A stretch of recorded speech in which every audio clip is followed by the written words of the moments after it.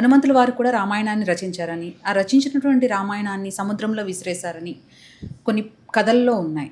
మరి దాని గురించి చెప్పరా? అది కూడా రామాయణము వాల్మీకి రాసినటువంటి రామాయణంతో పోల్చి చూసినప్పుడు హనుమంతుల వారి రామాయణం చాలా క్లుప్తంగా, చాలా భక్తి శ్రద్ధలతో ఉన్నదంట. అది చూసినటువంటి వాల్మీకి ఒకసారి మనసులో అనుకున్నాడంట, ఏమని, నీవు రాసిన రామాయణాన్ని చూసిన తర్వాత నా రామాయణాన్ని ఎవరు చదువుతారు అనగానే ఆ యొక్క హనుమంతుల వారు ఆయన త్యాగానికి ప్రతీకగా కూడా ఇక్కడ చెప్పడం జరుగుతుంది. అందుకనే అక్కడ హనుమంతుల వారు ఏం చేస్తారంటే తాను రాసిన రామాయణమే తీసుకొని వెళ్ళి సముద్రంలో వేసి వాల్మీకి రామాయణమే లోకాలన్నిటికీ ప్రతీకగా నిలుస్తుంది అని చెప్పేసి వరాన్ని ఇవ్వడం జరుగుతుంది. అందుకని మనం అందరం కూడా వాల్మీకి రామాయణాన్ని మనము చదువుతున్నాము, పాటిస్తున్నామని చెప్పొచ్చమ్మా. అర్జునుడి రథం పైన కూడా ఆంజనేయ స్వామి ధ్వజం రూపంలో ఉన్నారని విన్నాము.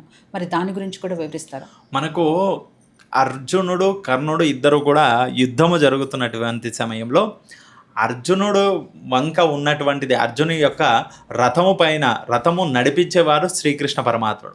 ఆ రథము పైన ఉన్నది ధ్వజము రూపకంగా ఆంజనేయ స్వామి ఇద్దరు కూడా ఉండడం జరుగుతుంది. మరి అక్కడ ప్రత్యేకంగా ఈ పాండవులందరూ కూడా ఆంజనేయ స్వామిని కోరితే ఆంజనేయ స్వామి వచ్చారంటే ఒకటే సమయంలో ఆ యొక్క యుద్ధం అంతా ఒకటే మారులో అయిపోతుంది.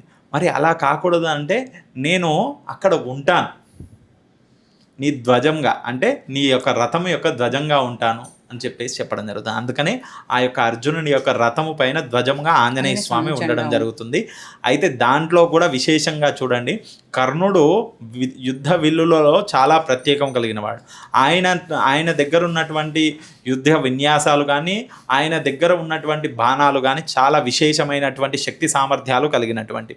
మరి వాటన్నిటినీ కూడా వేస్తూ ఉన్నప్పుడు అక్కడనే ఉన్నటువంటి శ్రీకృష్ణుల వారు ఏమంటుండేదంటే, బా ఇంత బాగా వేశాడు, ఎంత బలంగా వేశాడు అని చెప్పేసి అంటూ ఉండేవాడంట. ఇక్కడ అర్జునుడు వేస్తేనేమో అతని రథము, అంటే కర్ణుడి యొక్క రథము 10 అడుగులు వెనుకలిగి 5 అడుగులు వెనుకలిగి వెళుతుంది. ఇక్కడ ఈ రథం ఏమో 1 ఇంచు 2 ఇంచులు మాత్రమే కదిలేదంట. మరి అయినా కానీ శ్రీకృష్ణ పరమాత్ముడు ఏంటి ఇలా అంటున్నాడంటే, అప్పుడు అర్జునుడు అడుగుతాడు, స్వామి నేను వేసినప్పుడు 10 అడుగులు అంతకంటే దూరంగా వెళ్ళి పడుతున్నటువంటి ఆ కర్ణుడి యొక్క రథాన్ని నాది కొద్దిగా జరగగానే అబ్బా అమ్మ అంటున్నారు మీరు, ఏంటి స్వామి అని అంటే, నీ యొక్క రథాన్ని నడిపించే వారిని శ్రీకృష్ణ పరమాత్మునిగా నేనున్నాను, నీ యొక్క రథము పైన ధ్వజముగా ఆంజనేయ స్వామి ఉన్నారు, మేము ఇద్దరము ఉన్నా కానీ ఈ యొక్క రథము కదులుతుందంటే ఆ యొక్క కర్ణుడి యొక్క బాణము యొక్క విల్లు యొక్క విద్య చూడండి. అలాగే అదంతా అయిపోయిన తర్వాత, ఆ యొక్క యుద్ధం అయిపోయిన తర్వాత ఆ రథము దిగుతున్నటువంటి సమయంలో శ్రీకృష్ణ పరమాత్ముడు ఏమంటాడంటే, ముందుగా అర్జునుడిని దిగమంటాడు, తర్వాత ఆయన దిగుతాడు. దిగిన తర్వాత ఆ రథం మొత్తం కాలి బూడిదైపోతుందంట. అంటే అప్పటి వరకు కూడా ఆ యొక్క ఆంజనేయ స్వామి కానీ ఆ శ్రీకృష్ణ పరమాత్ముడు కానీ ఉన్నందుకే ఆ రథం అంతా కూడా తట్టుకుంది. అంతటి శక్తి సామర్థ్యంతో వచ్చినటువంటి బాణాలను కూడా తట్టుకోగలిగింది. అందుకే ఆ ఆంజనేయ స్వామి ఏమంటారు, కౌరవులు పాండవుల యుద్ధంలో కూడా ఆయన ఉన్నారు అని చెప్పడం జరుగుతుందమ్మా.